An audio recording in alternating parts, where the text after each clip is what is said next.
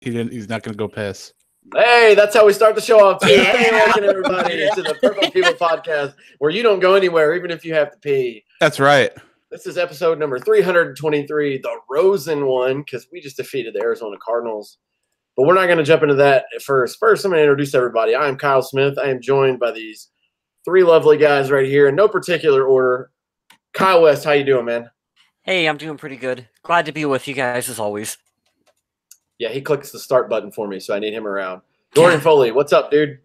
What's going on, everybody? I am good, great, and feeling just quite lovely. Let's talk about some Vikings football. Skol. I like it. Yeah. I was gonna call you the Leon Phelps of the crew, but I don't want people to think I'm profiling you. You're just so fucking smooth with that. All right, the Skol. That just kind of set the mood just there. Yeah, I liked it. Leon Phelps. Yeah. And we have fish sandwiches on standby here. And Adam Carlson, what's up, man? I peed before the show, and I like the Vikings. You got to introduce your dog, too. He's the star of the show. Yeah, I moved him to this side. I've caught him every morning because my dog's an asshole, by the way. This is Bronx. He'll jump in the bed at night.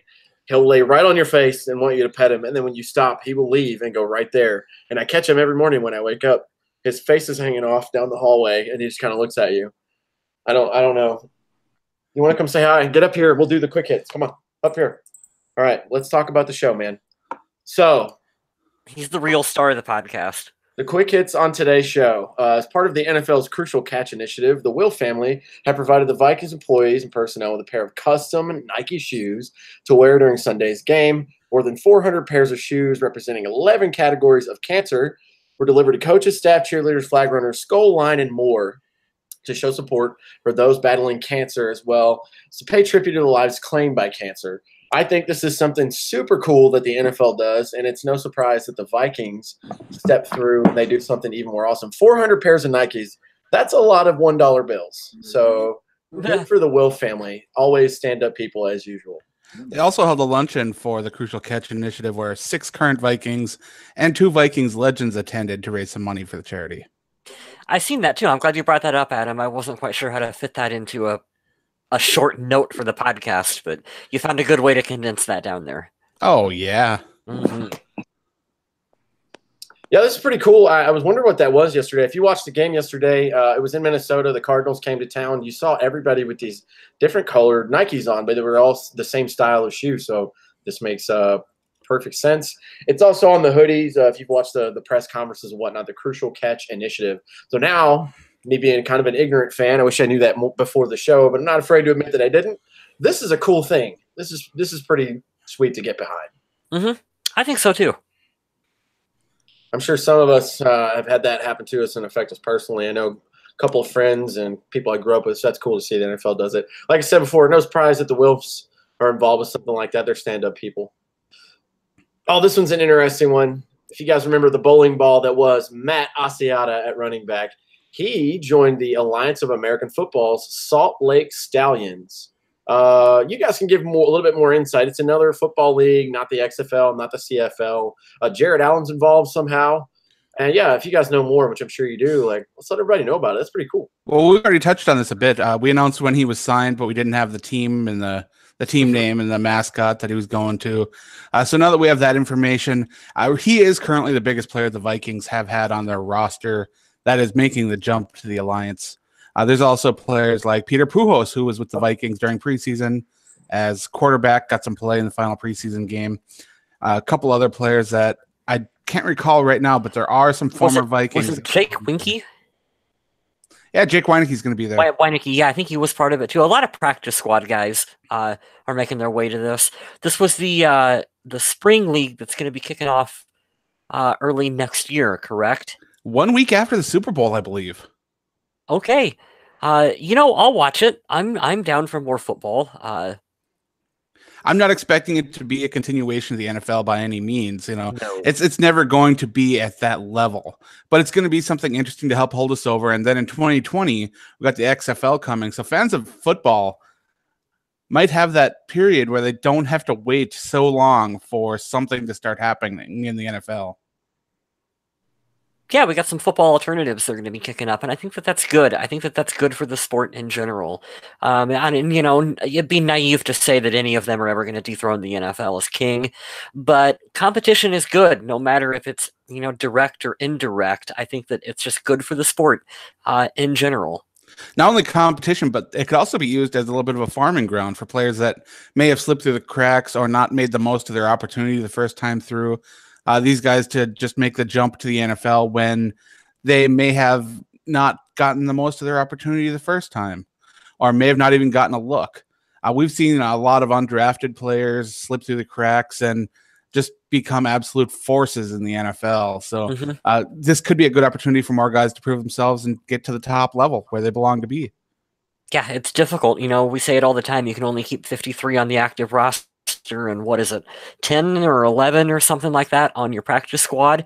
There's not a lot of open spaces for guys to practice playing football, and the only way to get better and to get noticed is to play football. It's very difficult because there's such a limited number of opportunities for guys to prove themselves. I'm interested in it myself. I'm in particular just the rules. I hope that the rules of these leagues, coming up, aren't the same as the NFL, which I guess football could actually be played without ticky flags being thrown. Yeah. Yep. Well, it should try to develop a little bit more of a unique feel. That's the hope anyway, because you don't want to just keep watching a NFL clone with lesser talent on the field. That would not be interesting. No. Yeah. You got to make it your own. Like XFL tried to make football its own. And I thought that was fun. The Arena League, they have their cool rules with like wide receivers being able to run before the snap and all that kind of stuff. I kind of like that. I kind of wish Arena League played on a larger field. That's most of the reason why I don't watch it.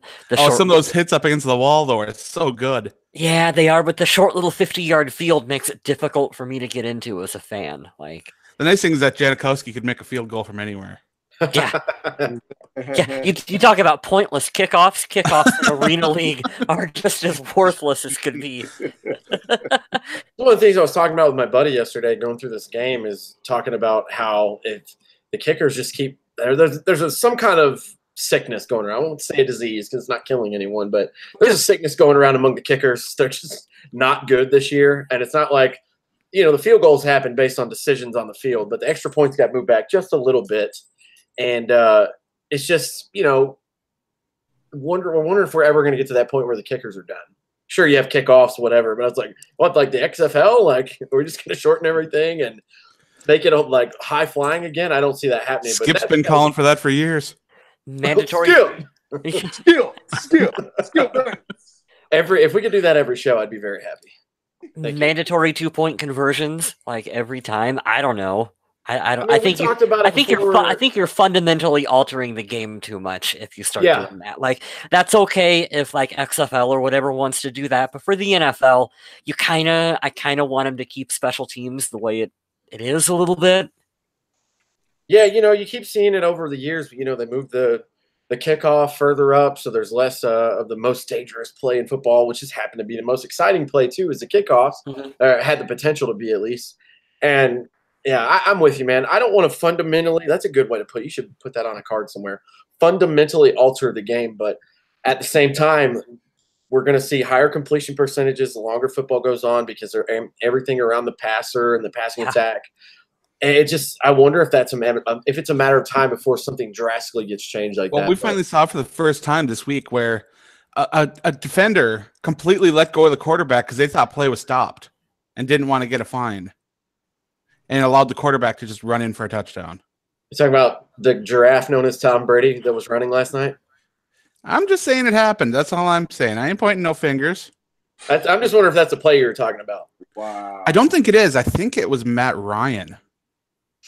People were whining about the one last night. Not that you were whining, Adam, but people were whining about Tom Brady and the Patriots last night. But he does look like a tree that grows legs and tries to run, by the way. It's like slow motion in real life. It's really weird. We can talk about all the other stuff, though. I got a lot of stuff to talk about NFL-wide to get on. But let's talk about this guy because these next 2 bullets have me super happy. And, God, if something happens to this guy, we are so screwed. Adam Thielen, if you guys didn't hear, throughout the first 5 games, and we just finished week 6 yesterday, he had 100 yards to start the season in every single game. That's kind of been the focus nationally when they talk about the Vikings is, can he keep the streak alive? And he did yesterday, over 100 yards again through 6 games. He's on pace now to break the NFL single-season reception record. This is by Marvin Harrison. I'm assuming that was with Peyton Manning. With 143 receptions, he's currently on pace for 154, so 11 more he's on pace for. I think that eventually, especially when we go to Foxborough and somewhere like that, he's going to get slowed down. Teams are too dumb not to try to slow him down, but his routes are crisp, and he's just always finding ways to get open. But, man, he's a bad man. I mean, Kyle and I were talking about this before the show. He's playing on a super, super discount because of the hometown thing here in Minnesota. Well, we talked last week about the Patrick Peterson effect. And Patrick Peterson, it turns out, was on Diggs most of the night. Mm-hmm. Yep. So guess what happened? It was Adam Thielen's time to shine. Wow. They picked the wrong horse, bro. I mean, I'm glad they I don't think it matters which ones they picked. The other one would have tore him up. Right. Yeah, I totally believe that. You know, we love Diggsy, and we were talking about it before the show. Diggs is getting paid more, and I think we all agree as a consensus here. Adam Thielen is the #1 receiver on the team, but he took a hometown discount. The Vikings took a flyer on him. It turned into this wonderful story. Now everybody knows, like, he's the real deal. And that I'm just going to take it now since we're talking about it. That's my bold statement for the week. One, I have another one as well. But Adam Thielen's the best wide receiver in the game right now. And, yeah, I'm showing Minnesota bias, but show me somebody else that's doing what he's doing right this second. Because Kyle brought it up. He brought up Julio Jones' stats. You know, same amount of yardage, whatever. Julio has a little less receptions just because Atlanta sucks and they're playing a little garbage time. He's getting chunk plays. But he has 4 touchdowns. Julio doesn't have one. Linval Joseph has a touchdown, and Julio Jones doesn't. He's everywhere. Adam Thielen is everywhere. He can do every single thing, and I think he's the best wide receiver through 6 games in 2018, hands down. Yeah, I looked up Odell Beckham after we got done talking. I forgot to screenshot it, but I think Odell has like a little more receiving yardage, but he's also picked more up in like chunk yardage at a time. I mean, he's definitely in that conversation for top receivers in the game. Adam Thielen is. Yeah, it's funny you mentioned Odell because I feel terrible for him, even though I think he's a super whiny little diva of a football. I can't stand his personality, but he's a talented wide receiver, no doubt. But I feel terrible for him. Eli Manning looks awful. He's like Nathan Peterman awful. Now, you guys are talking about Adam Thielen, and you're talking about players that have more receiving yards than him. And right now, there isn't one in the NFL. He is first at 712 yards. Julio is only 5 yards behind him. And then it's DeAndre Hopkins, who's about 60 yards behind. Okay, cool. I was just going to Google it, looking through. If there's anybody from the Packers or the 49ers, they just started their game right now. No, not even within 150 yards. So. All right, see, Adam Thielen's in the lead. He's doing big things. I do think part of that, too, is an upgraded quarterback. We've talked about it plenty of times, but, man, he's just been doing everything. And you know what's great? And tell me if you guys agree. I don't think it looks forced. I don't think that Kirk is absolutely looking for him every time. Kirk will just throw to who's open, but Adam Thielen's usually open. So actually, at the beginning of the game, I was wondering if Thielen was really going to get rolling this game. Yeah, Laquan got a lot of targets. It was really good. And I think that they used that to really open up the game. This is what happens when players just underestimate other players too much, I think. And I also want to talk about the other Viking who's leading the league. Danielle Hunter with 7 sacks so far. Sack, at least 1 sack in each game. Hey, we're going a little bit off here, but I don't care. This is what we do on this show. Can you guys – you just mentioned Danielle, Adam, which is great. He's having a great season. He's going to have double-digit sacks again. He's an up-and-coming kid. He's so young, too. Can you imagine what's going to happen when Everson Griffin comes back? Man, it's going to be nasty. I'm keeping my fingers crossed, knocking on wood that's going to be sooner rather than later. Obviously, we talked about it before a couple weeks ago. You know, anything that we can do, to help him out and support him, cool. Get yourself healthy. But if he comes back, man, that's just going to make this defense even more nasty. And the defense finally looks like it's back in stride, so that's good. Going on the Adam Thielen train again, I threw this in here for the second part of this note because I wanted everybody to hear it, just how good it is and standing out among the entire NFL. Thielen had a 90.9 overall rating from Pro Football Focus and was named to their Week 6 NFL Team of the Week. If you don't know how that works, think of it like fantasy football. It's similar. You pick out the best player, but instead of going in a draft, Pro Football Focus just picks out the best player at that position overall. for that week, and they go through every position on any team, and he was the number 1 wide receiver. PFF says that Adam Thielen, the Minnesota Vikings, had a 90.9 grade. Nobody in the Super Bowl era has ever opened up the season with 6 straight 100-yard games, but that's exactly what Thielen accomplished yesterday. From 39 snaps as a receiver, he picked up 123 yards, 11 receptions, giving him a yards per route run average of 3.15. And this is a great way to end it, too. He actually had a touchdown yesterday, too. I want to throw that in there. But at this point, the big question is, how long can he keep the streak going? That's the big question now. The record is 8, so we would have to do it on the road against the Jets, and then I believe at home versus the Saints. So it's not going to be easy, but I don't think it's impossible. Well, Adam Thielen is the 2nd highest rated wide receiver by Pro Football Focus right now. Who's the first? Antonio Brown? No, I don't think you'll guess it because this is a number this guy's definitely going to drop it off his number with how he's got quarterback change. I'm looking around and thinking quarterback change. I can't think of anything off the top of my head, but with wasting time on the show. So number 1 right now is Deshaun Jackson. Oh, okay. Oh, okay, yeah. That makes sense. He lit it up the first few weeks of the season, and now he's going to go back to like nothing. So you don't have faith in Mr. Eat the W's? They're just different types of quarterbacks. That's all. Yeah, you're right. We got some interesting stuff in the chat here I wanted to bring up really quick to get caught up before it gets too buried. Apparently, the 27-yard line for the Minnesota Vikings is cursed. For it was on this 27-yard line that Dalvin Cook and Mike Hughes both got injured. So everyone in the chat is saying the Vikings should just remove the 27-yard line. We don't need it. Just no more 27-yard line for the Vikings at US Bank Stadium. I thought that was interesting and a weird coincidence. And then I wanted to give a shout out to Eric Grindal, who has us live over the PA sound system at his work right now. Oh, wow. Yes, we are live in Fargo, North Dakota at Palm Pros. That's a scary thing. You probably shouldn't. We'll try not to get you fired, Eric. Thank you for that. We will try to keep it PG for you now. Thank you. That's cool. Yeah, I thought that was pretty awesome. I have to bust the myth. I don't care, and I make all these jokes all the time. Like, God hates the Vikings. We're never going to win a Super Bowl, blah, blah, blah. But you have to think about it. It's just like when the hotels take out the 13th floor button on the elevator, they're still on 13th floor. So unless they shorten the field to 26 yards, that 27-yard line's still going to be there, guys. just a little scientific fact. They can just paint the hash green, you know? That's fine. Yeah, it's just a long yard from 26 to 28. That's fine. I'm going to save this number 5 bullet here for the last because we'll talk about it a little bit. It's kind of a sad one anyways. But Latavius Murray had a career-high 155 rushing yards yesterday. If you guys missed it, we finally found out what a running game was almost halfway through the season. I forgot. Oh, my God. Yeah, it was crazy. And we'll talk about the line, and we'll break the game down like we always do. For as bad as the line was doing in some spots for pass protection, man, the run blocking yesterday seemed to be awesome because he had a couple of big chunk plays. Mike Boone had a 20-yard run. I mean, we were running the ball pretty damn good yesterday. So shout out to Latavius Murray stepping in. Dalvin Cook was a game-time decision yesterday. They didn't feel comfortable with his hamstring just yet. So he stepped up, and he had the biggest day of his career. We all know he had it in him. He can bulldoze through people. The problem is that in the past, the Vikings just couldn't open up anything on the line.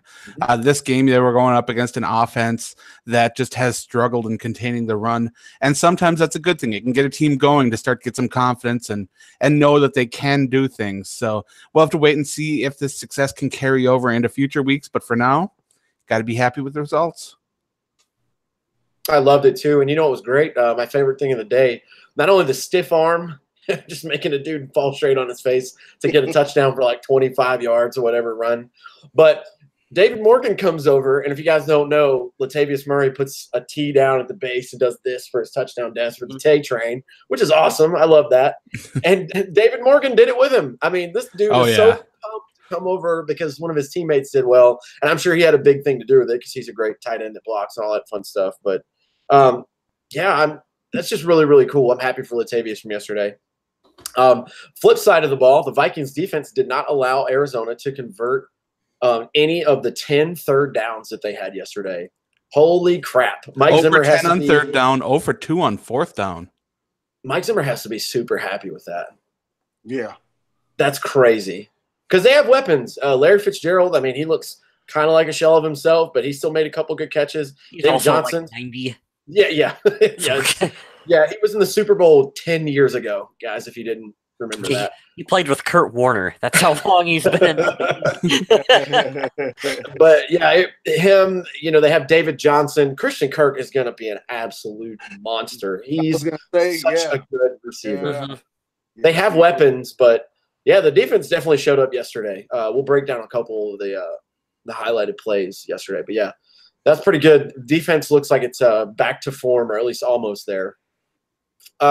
This is the crappy one. Sorry, we have to talk about it, but first round pick from this year's draft, Mike Hughes, rookie corner, is out for the rest of the year. If you didn't hear, he has a torn ACL. From what I saw in the video, I thought he just, maybe would have sprained his ankle or something. I didn't realize it was his entire knee, but that really sucks because for all the downs and rookie, mistakes he's had, he's also had a pick 6 in the first game, and he's had some great shining moments. And Mike Zimmer talked about it today, like, he's very, very coachable, which he loves. Some guys are really hard, take a couple years.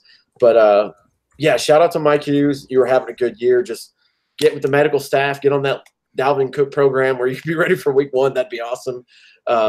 It sucks that he's out, but next man up, and we wish him well because that's kind of what you have to do. It's nothing uncommon for us here. We expect somebody to go down every year with an ACL. It seems to be the common theme. Yeah, it always stinks when it's a player who's playing so well, and I really believe that Hughes was coming into his own, really starting to develop really well. I hate it because he seems that he's a pretty nice guy too from when I met him, and I think I don't know what it is about when someone that you really want to succeed and you see them out there working so hard, and like I've talked about before, being a cornerback in today's NFL, coming in from college, it's a completely different game, and it usually takes players a long time to acclimate to the professional level. And Hughes was coming out and he was making an impact right away. He had that pick 6 right away. So I don't know what the Vikings are going to be able to do for depth behind him right now. It's going to be a bit of a struggle. I don't know if they made a transaction to replace him or not. I have not paid attention. Not that I've heard of. I've kind of tried to pay attention. I haven't seen anything yet. Mike Zimmer talked about it a little bit in the press conference, and he didn't want to reveal anything, basically. Gotcha. Mm-hmm. So he still hasn't gone down to 7-Eleven to pick up a cover 2 corner? He said in the press conference today, he's like, how the old saying goes, I could always use another one. Yeah. I love Mike Zimmer on there, but he had nothing but good things to say, which is great. What did you say in the chat yesterday, Adam? You were expecting them to promote from the practice squad? Yeah, I think they'll go to the practice squad for the replacement rather than going out of the team. Yeah, I don't know if they've got cap space to go outside of the team. I'd be a bit surprised if they did. Mm-hmm. Just a live update. The San Francisco 49ers are in Green Bay, and it's tied 7-7, but Green Bay is knocking on the door for another touchdown, just so you know. Live update for us here. Go 49ers. Had to throw that in there. Let's talk about the Vikings, though. Yesterday, Arizona Cardinals, they were 1-4. They are now 1-5. Came to Minnesota. The rookie wonder who said, and I quote, and yes, I'm going to pick on you, Josh Rosen, because you are such a douchebag, and I am not a fan of. I know what quote you're going to say. Yeah, he said that there were 9 mistakes ahead of him in the draft. Go win a Heisman. Maybe you'll go number 1 overall, because I don't think you're better than Baker Mayfield. I don't think you're better than Josh Allen. I definitely don't think you're better than Sam Darnold. Barkley, come on. The running back? No way. Yeah, no, he's not. He's not better at his position than Barkley is either. Man. There were some good guards that went out in that round. Yeah, no, he went right where he should have gone. He was actually, I think all of the quarterbacks were a little bit of a reach, but that is what the NFL draft is. But Josh Rosen led Arizona Cardinals came to town. Like you heard earlier in the stats that we threw out for the quick hits, they had a rough outing. He did have a couple moments where he got in stride. I could definitely see him being a franchise guy. I hate that term so much. If you draft a player, don't you think that they're all going to be good for your franchise? Whatever. But, yeah, 17-27, the Arizona Cardinals lost. The Vikings pick up their 2nd win in a row, and we needed one desperately. Yeah, it was pretty good. We are 3-2-1 on the season. But first, before we break down the game and all the stats and all that fun stuff, let's go through game balls and donkeys. Let you guys go first. Don't just say you guys. Pick one of us. Whoever wants, man. Whoever wants. I don't want to feel like I'm in charge of this show. That'd be a terrible day. Dorian, who's your game ball from yesterday? I was gonna give it to Adam Thielen, but just because we finally established a running game, I'm going with LT. I'm going with Latavius Murray because he had a hell of a game. That stiff arm was just absolutely a thing of beauty to see and watch. And yeah, man, I was just proud of our offensive line as a whole, and like I said, for us to have an actual running game. So yeah, I'm giving it to Latavius Murray. Good choice. I'm going to piggyback off Dorian. I also had Latavius Murray as my pick for game ball this week. What would we say, 155 yards at the top of the show? Yeah, holy crap. I didn't even realize he had that many. Like, that was kind of a sneaky performance. Like, you watched him have a couple big runs, but I didn't realize he had 155 on the ground. That's really important. The Vikings really needed to get the ground game going. And I know, hey, it's just the Cardinals, but you got to start somewhere. You got to get it going. And that's as good of a first step as it for this team. Nice. Plus, like you said, Dorian, that stiff arm. Oh, the stiff arm was great. Oh, it was beautiful. Mm-hmm. My game ball, I've mentioned his name already tonight. It's Danielle Hunter. Good choice, man. He has been absolutely destroying these left tackles. And I know that I keep saying that he's so young, and he really is. But he's still developing all these moves. And even during the broadcast, they were talking about how he's been switching up his moves like he hasn't really done in the past. And he's getting a ton of success getting pressures and sacks. He sacked the quarterback twice during this contest, which was really exciting. And it's been so many more times that he's gotten pressure and hasn't quite gotten the sack. And all the money that they laid down to Danielle Hunter when so many other fans who aren't familiar with him around the NFL were saying, holy cow, you're paying him a lot of money. Guess what? He earns it. Yep, 110%. Nice choices by everyone.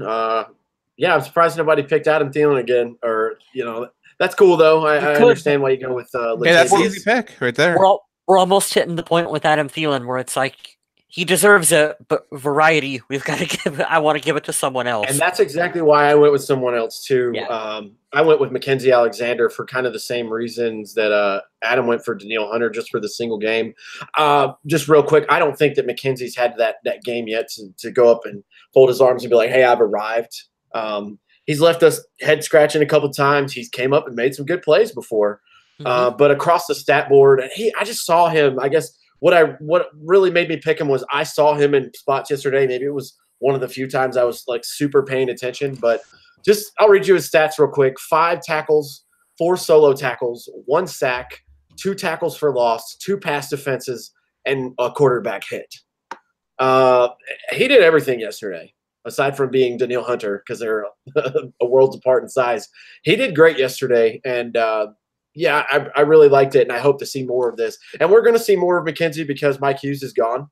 But he did it all yesterday, and I wanted to give him a shout. I don't think I've ever picked him as my game ball either. So Alexander's blitz was so quick.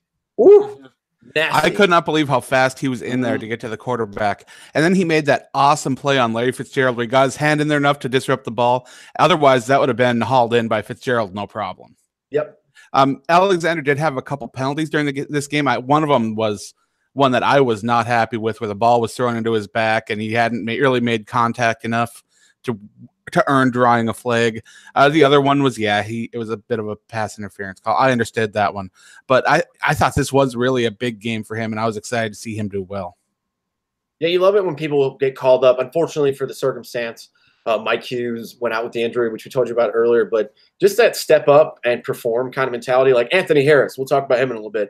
He steps in all the time, and I love this guy, man. I follow him on Instagram and all that stuff, and he just seems like a really cool, down-to-earth guy, but every time he steps in, he makes plays. And that's what you got to have, and that's why I love our depth on this team, especially on the defense. And you even had George Iloka taking the Anderson Dejo spot and just delivering a couple monster hits. Yep, we'll talk about George here in a second. Let's talk about these donkeys. Rashad Hill at left tackle yesterday. That's the easy one. That's the easy pickings right there. I'm sorry. I went the easy route. He's my donkey. That was terrible. He's mine too. And let me tell you this right now. It's not any fault of Rashad. God knows we put him in shitty situations last year where he was filling in. I don't know why he was starting last year. I think he's a good backup and plug and play. But you threw him on the opposite side because Riley Reef is out. Like, man, it feels like we're just going in there like Stevie Wonder and just be like, you play right guard and you play left tackle, and we just pick people. I don't know, but it was bad yesterday. And he was pick people. And here's the bad part. He was going up against Chandler Jones a couple times. If you guys don't know about Chandler Jones, look him up. He is a monster. And that's total mismatch. And if I'm the D coordinator of Arizona, I'm picking on him all day long, and that's what happened. So the chat agrees with us completely. It's a lot of Rashad Hill talking about there for the donkey. As far as game ball, we've got some mentions for Latavius Murray, some Adam Thielen love. So yeah, it's all out there. Tommy Gunn went a little more specific with his game ball and donkey. His game ball is the dead arm dance. And his donkey was the dead arm interception that he threw. And that was just a bad decision. Oh, that's fair. I like that. Tommy, thank you for that shout out, man. Dorian, I want you to do the dead arm dance before I'm going to do the dead arm dance from now on, whenever. Get up and dance for you, white man. Jake Z said there were way too many batted balls at the line of scrimmage. And yes, there were. And when you take a look, too, at the completion percentage that Kirk Cousins had for this game and the number of passes that were batted down, because how many passes were batted down during that? It was 6, right? Yeah, 6 or 7.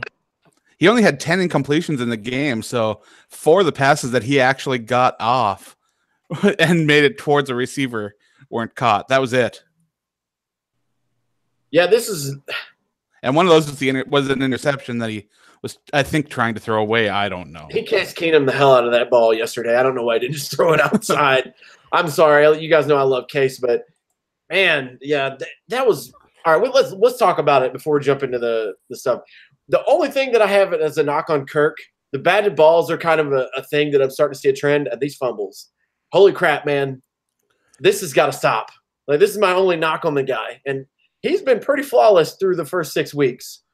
These fumbles are killing us, man. That was a turnover turned into instant points yesterday. Mm-hmm. Something's got to give on this. And I don't know, you're not going to hit your quarterback in practice for fear of injury, but something's got to be like with the big foam pad. Something's got to be practiced with this because he's losing the ball like every game. And that's unacceptable. He talked about that during his press conference. He said that even though there was pressure on him, it's his job to hold on to that football and try to sense when pressure's coming. So, I mean, yeah, this was one of the knocks on him even when he was coming to the Vikings, but a lot of his other knocks got fixed. We aren't seeing a ton of his issues on third down. He's not struggling immensely in the red zone. And he definitely hasn't taken a knee on fourth down, so thank goodness.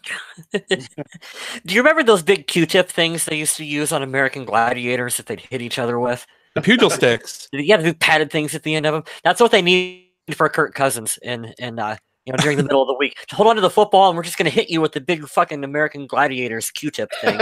I have to ask Tommy, since he's in the chat with us. I know the Marine Corps does it. He used to be in the Army. Tommy did. So I know they do that in the Army. You know, the Air Force. We don't do that. We don't do anything that involves physical activity. So I don't know. I think the Marines did it. I've seen it in a couple of movies too, but I'm not sure. I know the grunts guy, but that's still a thing. And yes, that is a fantastic idea. And I want them to come over with the Vikings film crew and the video crew and make this a thing. Why not? Jake Z agrees in the chat that the O-line hasn't helped much. Michael Cambria says Cousins has to protect the ball better. I agree. And Fire Breather says the MVP of this year so far is whoever got rid of Matt Khalil. I missed that comment. What was that one? Oh, there it is right in the chat. That's amazing. That's awesome. I haven't given my donkey. Go ahead. Yes. My donkey was actually Kirk Cousins. Only for his decision making on a few plays, and he kind of forced a few throws, and it kind of reminded me just PTA of Christian Ponder and a la Tavares Jackson. You know, especially the one that. Oh wow. Pick. No, I'm just saying. I mean, it's nitpicking. I mean, he had a cool game overall, but that's just stuff that habits is like, come on, dude, you weren't doing that before. Just my old saying is this: when it comes to a quarterback, okay, you're first and foremost supposed to protect the football. So if you're going down, go down. Live to play another down. There's no reason to to force the football in any situation. Even if you think you can make the pass, it's just like, no, it's not worth it. Yes, I know it's in his nature to keep going, make the play, try to make things happen, but there is a time that you got to throw the ball away and punt it and not give away field position, not give away the ball on that play. And yeah, I completely agree. I'm with it. Yeah, he had one of the second worst QBR at this game. Second worst overall rating overall in there. It was bad. If you got to say it like, yeah, you're just nitpicking, I get it, because overall there were some really good performances in this game, other than Rashad Hill. I mean, there wasn't much to pick at. Dude, I have to say it again. We're not picking on him because we hate him. Like, if you just get thrown in and say figure it out, I mean, when you're going against Chandler Jones, you're going to have a rough day. But right, we got to get that figured out. That's going to be the Achilles heel of this team for sure. Let's go through the stats really fast. Hey, really quick. Tommy Gunn said no one liked doing those in basic training. Yeah, you just beat each other over the head for 60 seconds with a mask on. I imagine that has to suck. And Fire Breather wants you to know, Kyle, that you have a pretty dog. Thank you. Yeah, he's all right. I think I'll keep him. He's taking a nap. Yeah, so these stats from the game were pretty good. Kirk Cousins, 24 of 34. Like Adam said, 10 incompletions. 6 of those were batted balls. That's crazy. He got sacked 4 times, 17 yards. He's got to get rid of the ball. Some of those. I find myself at every game watching him too. After about 2 seconds, I'm just screaming, "Get rid of the ball!" Just if you follow Chris Thomason on Twitter, he has a countdown of count of every sack. After each time Kirk Cousins is sacked, he posts it with the number of sacks. Oh, shut up, Chris Thomason. You're a douche. I hate him so much. God, Adam, you just helped fuel the fire of how much I hate that guy. Hey, I gotta have fun with that. Between that and Katie Nolan, I get you going. Hey, we got some love for Brian O'Neill in the chat, Adam. Didn't you say something about him earlier in our chat? This is a cool stat. Let's see. Let me pull it up here for a second because Brian O'Neill, I've got him down right here. Pro Football Focus, I get their weekly letter that they send me some highlights and stuff. And it says rookie offensive tackle Brian O'Neill made his first career start against Cardinals and finished with an overall grade of 73.0, which is the best grade of any player on Minnesota Vikings offensive line. And the highest grade, the 12th highest grade among all offensive tackles in the league. Awesome. Pretty solid. No big deal. And this is a rookie, Brian O'Neill, who's trying to bulk up to be ready for the right tackle position next year and hold that down for as long as we can imagine. He's kind of getting thrown in before he's ready. He's still a little bit more lean, which is why I'm surprised that they didn't make him the left tackle a little bit more, because he still does have that lean body. Rashad Hill this offseason was working hard to lose weight and put on a little bit more good weight to be that backup swing tackle player. But for him to fill in at left tackle right now, both these guys are in the middle of transitioning their weight around to try to be ready to go. And with whatever is going on with Mike Remmers, where they're afraid to play him at right tackle, I just don't understand a lot of what's going on that offensive line, particularly the tackle positions. I don't know about you guys, but I'm ready for the Matt Burks and the Phil Lodeholtz to come out here and just be our starter for the next 10 years on this team and not have to worry about offensive line anymore. Like, can we just have that? Like, no, because you know what's going to happen? Brian O'Neill's going to have this great rookie season, and he's going to turn into Matt Khalil because that's what this team Oh, no. Don't jinx us. You just Kyle Wested us on that. I did, right? I just took that and Kyle West the hell out of it. Wow. No, I think we've done all right so far. Brian O'Neill looks like a shiny gem that's going to get brighter as the future goes on. Same thing for Pat Elflein. I mean, he stood out last year, and he looks to be like he's going to be there for another decade. So if we can just fill up the other 3 spots, we'll be good. So let's get it figured out. I'm with you. And figure out what to do with Mike Remmers, because I think they're just going to keep shoving you in places till something works. Make him the fullback or something. I don't know. Jesus Christ. No, Lindval's got that fullback spot. No, you're right. Yeah. Mike Remmers might be out the door. He's got that 80 speed on Madden now. You betcha. It comes to the tank of oxygen afterwards too. That's so good. And the Packers scored again. It is going to be 17-7. Damn it. I'm kind of excited about that because they are my survival league pick this week. Oh, nice. All right, so breaking down the stats real fast, like I said, Kirk Cousins, 24 of 34, 233 yards, 1 touchdown, 1 pick, sacked 4 times, QBR of 54.9, overall rating of 87. Not Kirk's best outing yesterday, a lot of it being the batted balls and then the crazy dumb decision for an interception. He did thread the needle for Adam Thielen for a touchdown, though. It was pretty beautiful.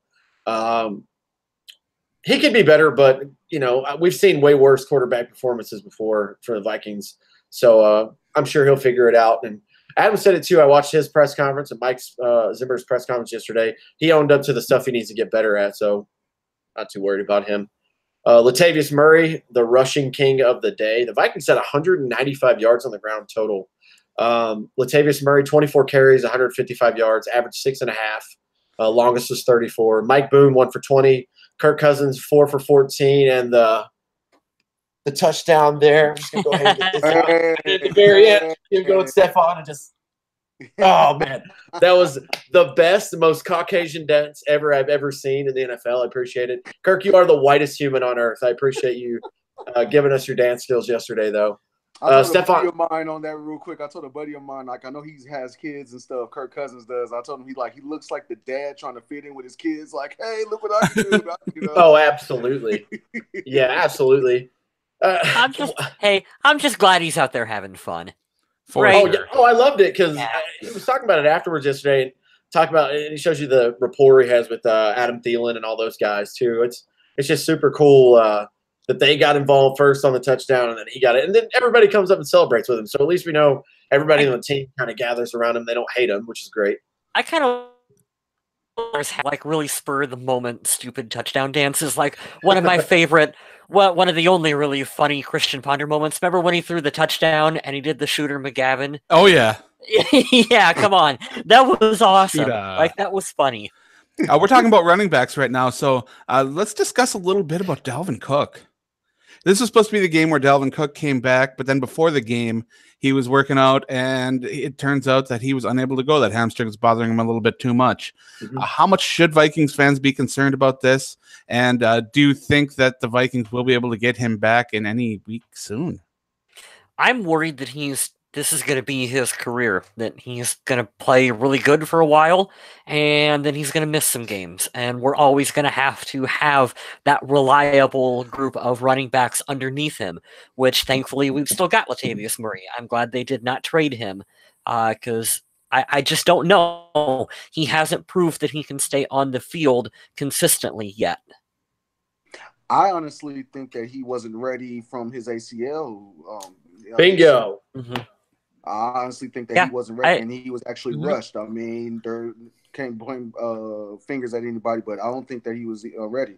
I think we rushed him. I believe that he was going to start, this game, but I think organization thought twice and kind of maybe last minute, just like, yeah, you know what, nah, go ahead and stay on the bench. I don't think there's any rush, to be honest with you. There's no rush to bring him back. I mean, we're used to playing without him, so I say take the time. Take your time, and hey. I do agree with you, Dorian, because this team's kept an inordinate amount of running backs and fullbacks that I don't know, man. Like, if they would have been 100% sure that Dalvin Cook was ready, we don't need Rock Thomas and CJ Ham and everyone else on this team. Like, they kept a large amount of running backs for a reason. Mm-hmm. I'm just going to do my bold statement now. I saw it online. You guys know that I loathe the Viking fan base, especially on social media. I saw it on, check out Adam's work at the Viking Age. I saw it on the Viking Age Facebook post. Somebody said that he's the new Percy Harvin, and I have to say, if you think he's the new Percy Harvin, just go learn football because you're dumb. I hate people. I hate people so much. The human race just makes me furious every single day. People are out there saying, we need to trade him. He sucks, blah, blah. And no. For the love of God, tear your ACL. First of all, don't be a fat couch potato, girthy human being who can't ever play the thing of football ever. If you're not an athlete, don't comment on athletes. That pisses me off more than anything, especially negatively. If you want to break stuff down, like Adam's a good writer, right? He's going to break it down and give it to you how it is, but he's not out here trashing Dalvin Cook because he's injured. How stupid would it be for us to put him out for one game? He tears his hamstring, and then he's out again for the rest of the year. That's my bold statement for the week. And if you think that he's the next Percy Harvin, I don't know how else to say it. You're just dumb. And I just can't put it out there. If you think that, I don't know what else to tell you because I'm with Dorian. I think he was a little bit hurried. I won't say that he was rushed because he's been running around on his knee. Great. But I don't think he needed to start week one. We had a great preseason from 2 rookie running backs that looked great. And also, you know, he tests it out before the game to tell you. That's like, how else do you say it? Like, hey man, I'm going to a weightlifting competition, and you try to go do your warm up, and you're about to get to your max, and then you end up straining. You're like, I don't think I'm going to be able to do my max today, and then people are just like, nah, just go figure it out anyways, and then you go out there and fail miserably. If he's telling you that his hamstring is hurting, he doesn't play. It's that simple. I don't understand what people's thing is. It's really easy to armchair quarterback, but that's my bold statement for the week. And people just infuriate me. I hate it. I would have absolutely no problem with the Vikings shutting Cook down for week 7. No problem at all. And you know what? I don't even mind if they keep him off the injury report to make the Jets guess. That's fine too. Mm-hmm. Yeah, you know Mike Zimmer's not going to tell anybody anything. Isn't our bye week coming up soon? Yeah, week 10. So they still got the Saints and the Lions in there too. A little bit. Would be nice to have Cook available against the Saints, but that's only if he's ready. Just take him week to week. It's not hurting anything. I got faith in the running backs below him, and if you can get him on the field, I mean, he can still make plays for the team. I mean, I don't know. It's frustrating because you want to see him out there tearing it up and getting. You that's really what you want to see. Tearing it up might be a bad choice of words. Yeah. This is the same way I feel about Everson coming back. Same way for Dalvin. When you're ready and you're 100%, like there's no questions about it, come back. I'm cool with it. That's totally okay, and he's only going to make the team better. And I think, the rushing attack's going to suffer a little bit because he's super shifty, elusive, and he catches out of the backfield. Does what the prototype running back does now in the NFL that you want, but we can manage and get by. I'm not going to put it all on Latavius and Dalvin. It's more on the line to get the rushing game started. But if we have to wait week 7 or week 8 for him to come back, I don't care. That's fine. Do it. Or I'm sorry, week 8 or week 9, let him sit out. I don't want to risk him getting injured again. While we're on the subject of running backs, can we talk really quick about how they keep putting Rock Thomas in the worst possible situations to succeed? Poor guy. Like, this poor guy, it's like every time, okay, Rock, here comes the stupidest play in the playbook. We're going to put you on the field and go.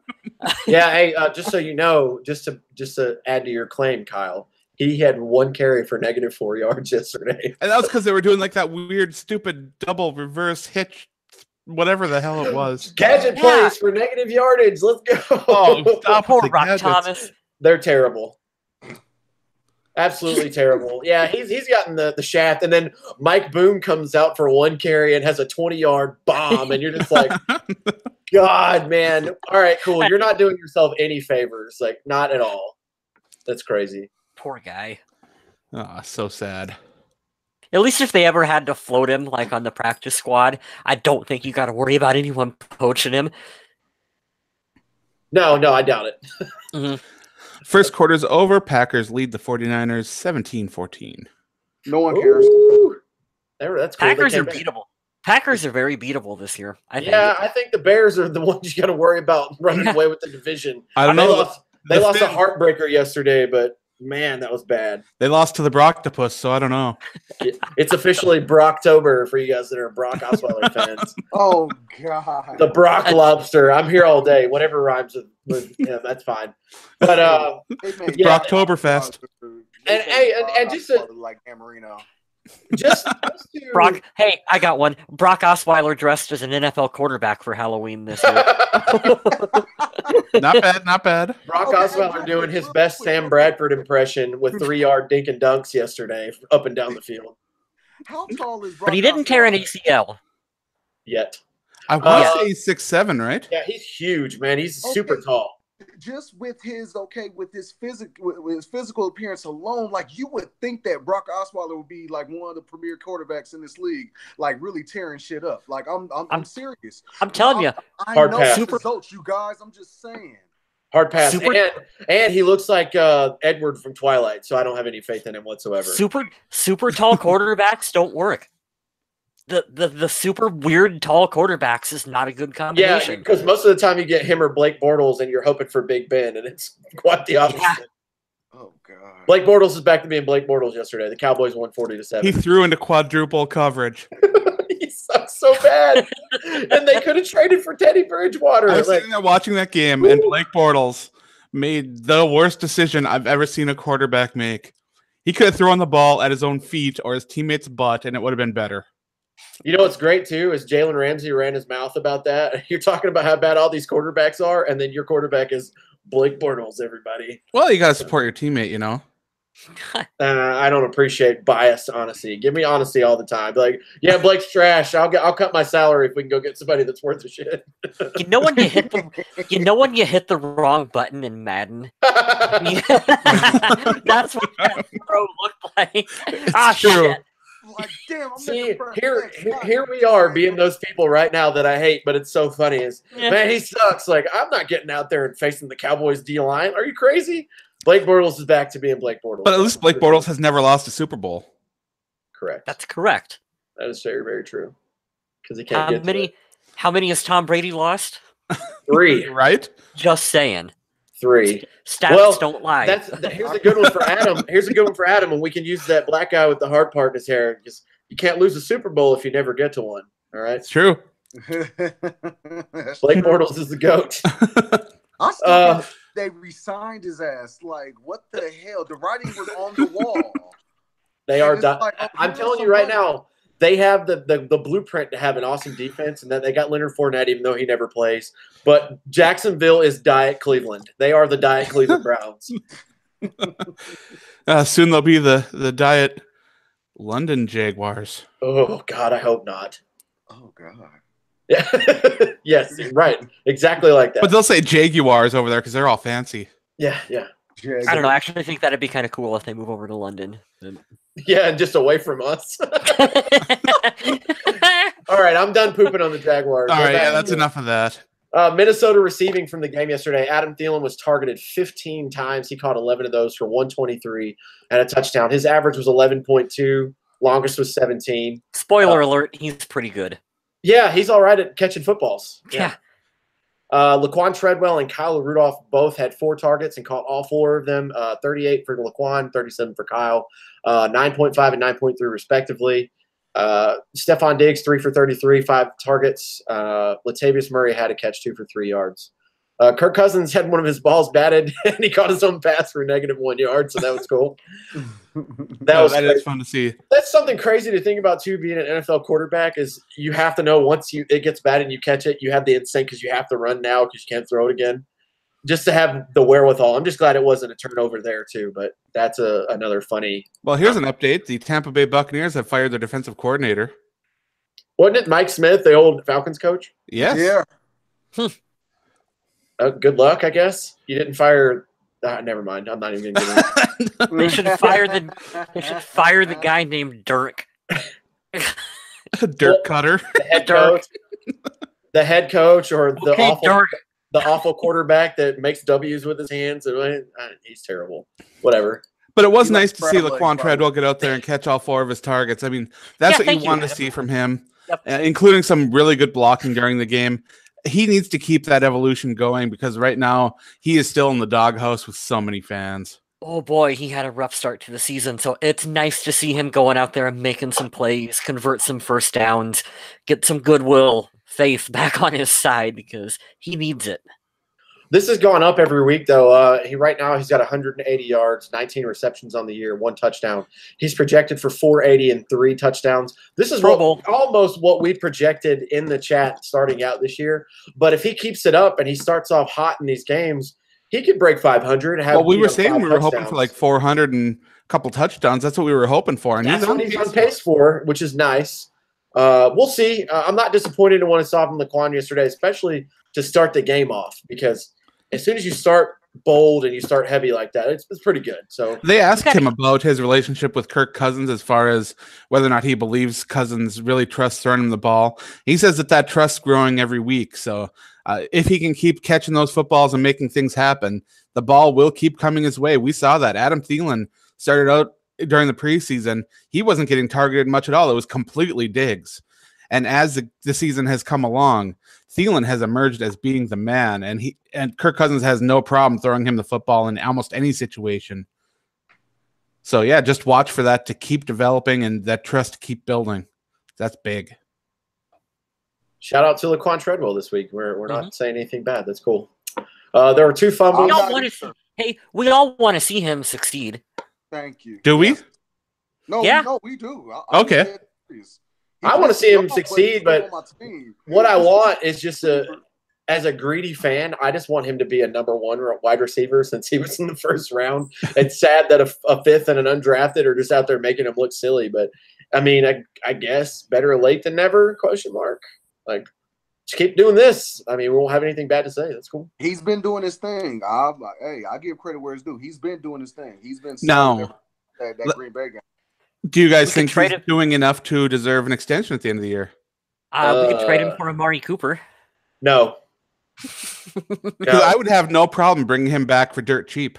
I was going to say the vet minimum or just a little more. Sure. Yeah, come on back. I'm with that. I agree with that. What he lacks in a return game that Patterson used to have, he can block and help out there. If he can just figure out the route tree, I mean. And you know what? I'll take Aldrick Robinson back too. Oh, 110%. Absolutely.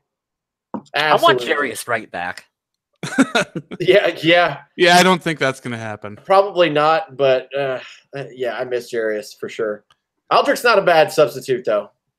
No. Let's take him back as well. Good point. There were 2 fumbles yesterday. Kirk fumbled and lost one. Tom Johnson recovered a fumble yesterday that Anthony Barr caused, I believe. Yeah, Barr had a good game. Let's talk about Anthony Barr and the defense yesterday, all right? I'm going to go through the stats, and then we just talk about what we liked from the defense yesterday. Your boy George Iloka got the start in place of Andrew Sendejo. 8 total tackles, 7 by himself. Man, was he thumping some people yesterday. He looked like he hasn't missed a beat. That hit on special teams. Oh, yeah. He drilled that guy. So good. Right behind him was Harrison Smith, 7 tackles, 4 solo, a sack, a tackle for loss, and a quarterback hit. Xavier Rhodes, Mackenzie Alexander, Daniil Hunter, Eric Kendricks all had 5 tackles. There's solo tackles, sacks, tackles for loss, pass defenses, and quarterback hits sprinkled throughout yesterday. The defense looked awesome yesterday. Just awesome. So I'm not going to break down every single stat in there, but it was pretty good. I was just happy they're looking more like the Vikings defense. Yeah, 100%. And you know what's great is they're forcing turnovers, and I want to talk specifically about the goal line stands because this is, not the first time this year that we've had a stand at the goal line. Absolutely. Anthony Barr seems to be back, or at least emerging again. Had a solid game last week, had a really good day yesterday, so maybe it just took him a couple of games to get ready and figure it out. But plugging in George Iloka, he looked great, looked like he was ready to go. And people are asking, you notice how the fans were asking like 2 weeks ago, hey, why the hell did you sign this guy if he's not going to play? Blah, blah, blah. Well, he stepped in yesterday, and he looked good. So, and the Vikings were doing some interesting things on defense this game as well. Normally when they go into nickel, they'll pull a linebacker and they'll put in an extra cornerback. Well, when Mike Hughes went down, they started going and they started putting in an extra safety instead. And I think that you saw a lot of that physical nature on the field. I like it. Well, we've talked about how the Vikings don't have the greatest depth at linebacker. I think you can get a better athlete on the field by putting in another safety. Right, Ben Gedeon, he's the thumper. You've got that thumper in your linebacker group who's a solid tackler. He's not going to make a lot of mistakes. He's going to play his gaps and be disciplined and do what is asked of him. However, when you get in those situations where you want that faster player, the player that's better in coverage, substituting him out for a cornerback is usually what you see. But the Vikings now a little low on corners, but with plenty of talent in the secondary when it comes to safeties. Why not throw that safety in and see what they can do? And they found success with it during this game. Yeah, because Minnesota has been getting shredded with the pass game. Yeah, No bold statement on that one. So, but yeah, they need to get some guys out there that can pass cover. Well, you can put some of that on, just the constant pressure that it was put on Josh Rosen, because this is a game where Josh Rosen, when you're going up against rookie quarterback, this is what you're supposed to do. And the Vikings have seen plenty of rookie quarterbacks so far, and they're not done yet. They're going to see another one next week. True. I'm laughing because you brought up Josh Rosen, and then I just happened to look in the document about the quote of the week. I want Kyle to talk about it because I want to tie in one from earlier in the week and let Kyle take over. This is Kyle's thing that he's added in because we're trying to progress the show, always evolving and trying to make it better. Earlier in the week, somebody asked Mike Zimmer what it was like for a rookie quarterback, and he goes, "I don't know. Probably challenging. I'm not a rookie quarterback." I missed it. Did he really say that? That's amazing. He really did. Say it. And like I said in our chat between myself, Dorian, Kyle, and Adam, he is Diet Bill Belichick, and I love it so much at the press conference stand. But here's Kyle's quote of the week from Mike Zimmer, and it was amazing. I think he's more entertaining than Bill Belichick because Mike Zimmer is more of a smartass. Like Belichick is a little more. He just don't want to talk to the media. Like Mike Zimmer is low key, really kind of funny, and so that helped. And I love it. Yeah. So a reporter asked him, "What was your game plan defensively?" It looked like it was confusing Josh Rosen. And Mike Zimmer said, "I think we should play the skull chant a lot more than what we do. I don't know who's in charge of that, Rick, but 2 times a game doesn't get it. We need to do it a lot more when we're at home. I'm not going to give you my game plan." Oh gosh, reporters.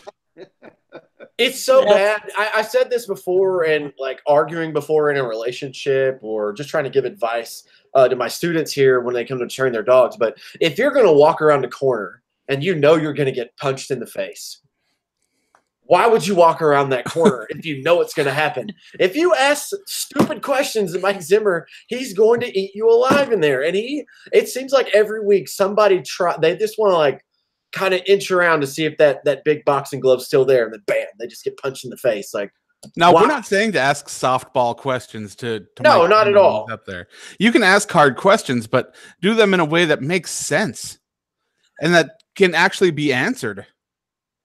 I don't know. I'm not going to give you my game plan. No, that's so good. Why would he? Like, he's not. I mean, they're asking him to be mean to him, and I love it because if you set yourself up for that, that's on you. I have nothing to say.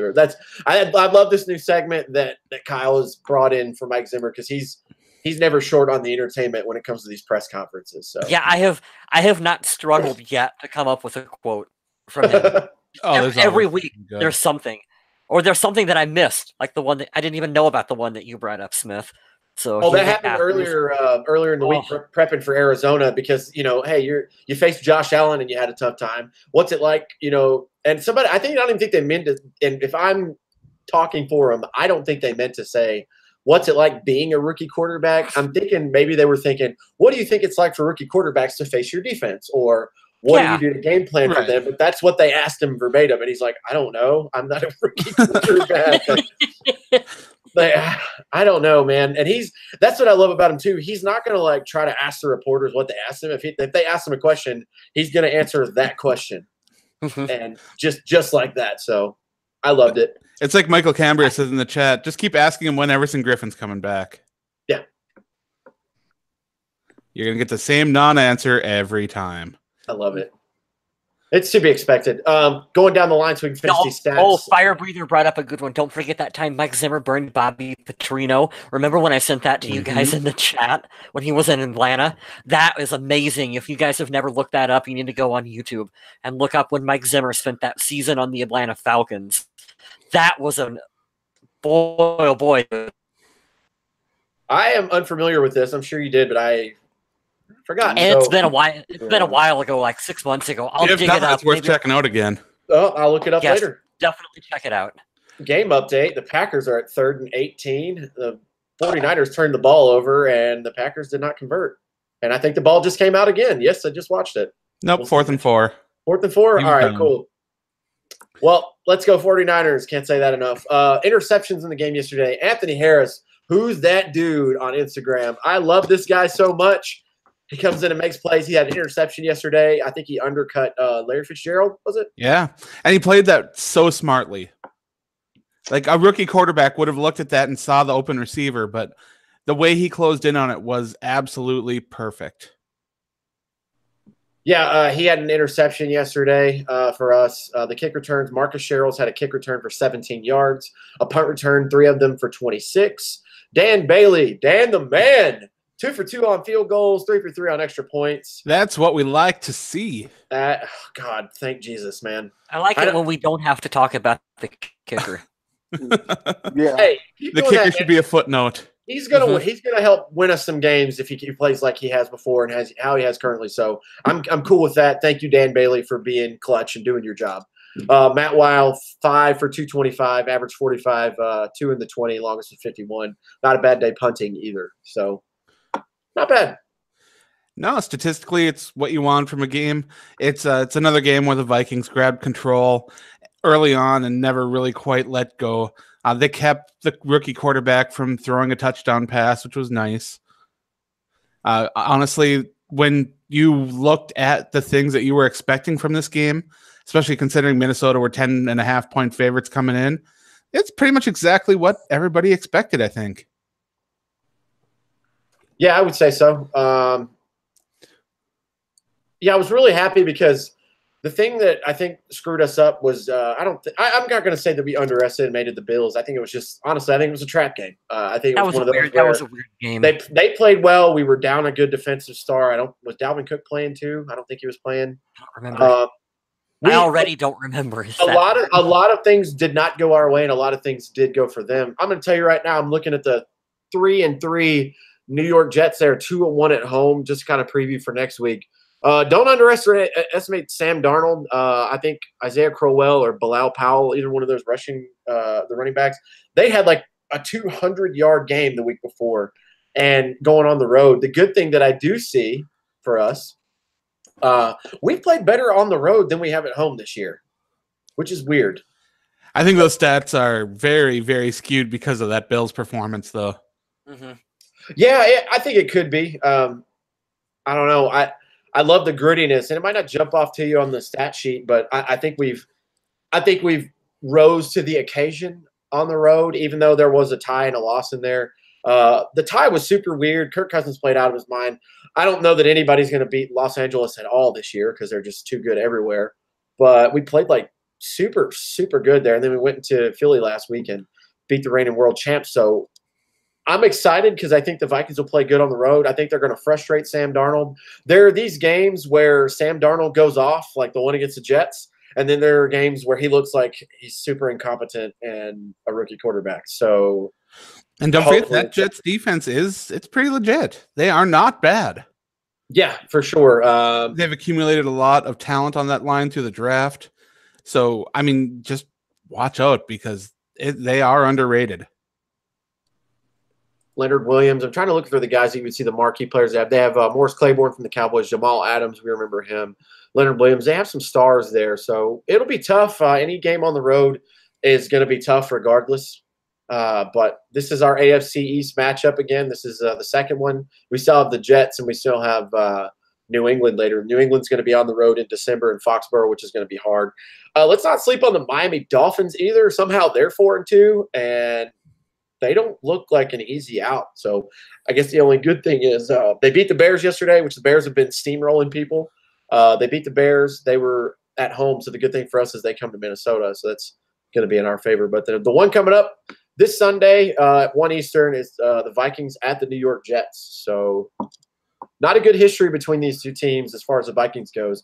The Jets have won a lot of the matchups, but the most recent one, if you remember, is when Teddy Bridgewater hit Jarius Wright on the go-ahead against our now defensive tackle Sheldon Richardson for overtime. Oh, it's been that long since they've matched up again, huh? It has been. It's been that long, and Everson Griffin had the best post-game interview in history, and that was amazing. But, yeah, it should be an interesting game. This is not the first time this year. I'm looking at the Jets. They beat the Colts yesterday 42-30. This is not the first time this year with a no-name receiving. They have Jermaine Kearse and Terrell Pryor. Like, That's it. They put up over 40 points, so don't sleep on the Jets. They're going to have to earn every win this year, but it should be a good game. Pryor doing anything this year? What are his stats? Do you got him up? I'll look him up right now. Let's open up Terrell Pryor. I'm just curious. Stats. For this year, he has 14 receptions, 235 yards, and 2 touchdowns. So not really. He's the Laquan Treadwell of that team. Cool. That's almost a diss to Laquan Treadwell. This is a former quarterback who's got more yards than him. So, yeah, it damn sure is a diss on Laquan Treadwell. All right, so let's dive into the fantasy, the survival league for a second, because we've got some interesting updates here. We only had one elimination this week so far. Arctic Norseman picked the Carolina Panthers to win, and that didn't happen.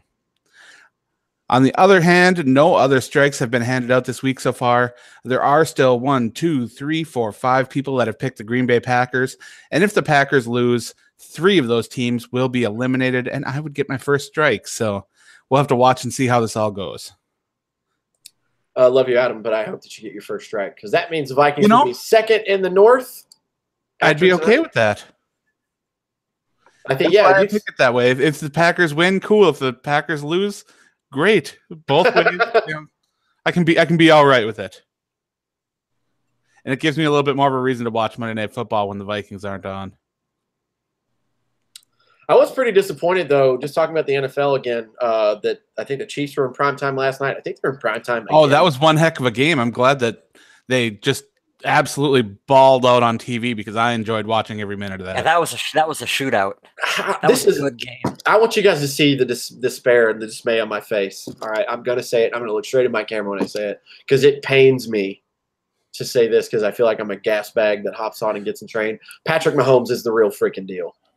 And it's annoying because I don't want to say it, and I just don't like the Chiefs. It's still too small a sample size for me, but I'm very impressed so far. He's super, I don't get the Brett Favre comparisons.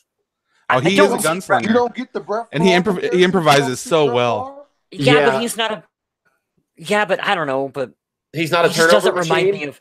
He's not a turnover machine like Favre, right? I don't know. Favre, he's just a different player than Favre. I don't know. I think the arm is what makes people think of Favre. But honestly, man, and I hate saying it because it's way too early to make these comparisons. But he plays like, I don't want to say he looks like. I don't want to say he reminds me of. He plays a lot like Aaron Rodgers. He can improvise. And, I thought you were going to say Steve Young. Yeah, I can see Steve Young as well. No, he hasn't turned the ball over that much, and besides one boneheaded play, he looked great last night. And playing in Foxborough, like the stat was unreal. Rookie quarterbacks. No one wins. Only one has won there in the last 25 games. Blah blah blah. And then when Julian Edelman and Tom Brady play in Foxborough, they're like 38-0. It's stupid, stupid stats they come up with, but.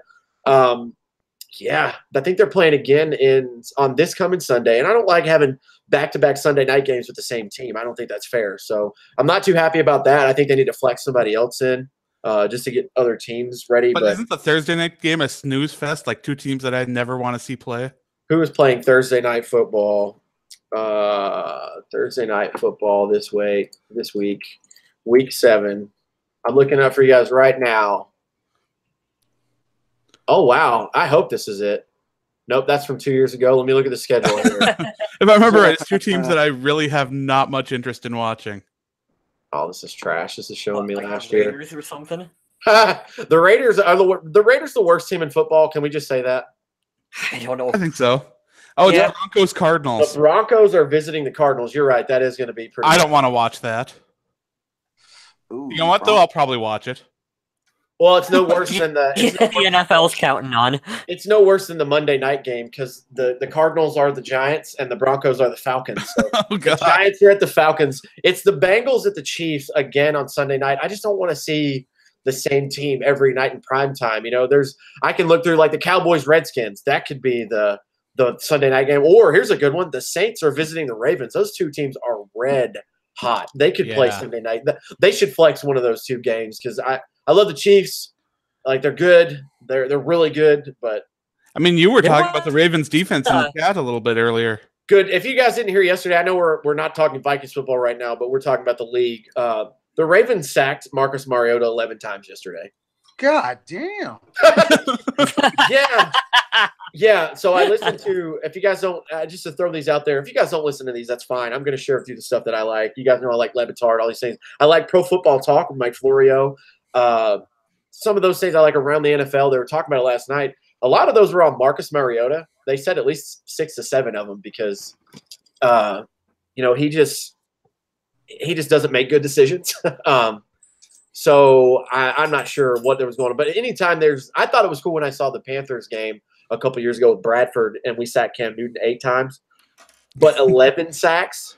Oh, and they didn't score any points. Shocker there with 11 sacks on them. But yeah, I think they could flex some of these other games is what I was getting to. But kind of running off the rails now, talking about all the rest of the league. The Vikings do have the league leader in sacks. So. Line not that bad, huh? Right? That makes the Vikings offensive line not look that bad. You're absolutely right. I'm going to tie this all together because I just remembered. It depends on the game tonight, too. Ooh, I should look at that first. I'm not sure how it'll play out if Green Bay wins, which they look like they are on track to do. But as of right now, I think the Vikings would be a 4th seed, 6th seed. Something like we would play Washington, who's the overall 2nd seed right now. Is this some more of that way too early playoff projection sure stuff? Sure is. I looked at it yesterday. It's after week 6. Come on. I'm just giving you what they're putting out for news. And as far as your Green Bay is going to win, I don't know because right now they're losing. They're losing right now? Yes. This just happened.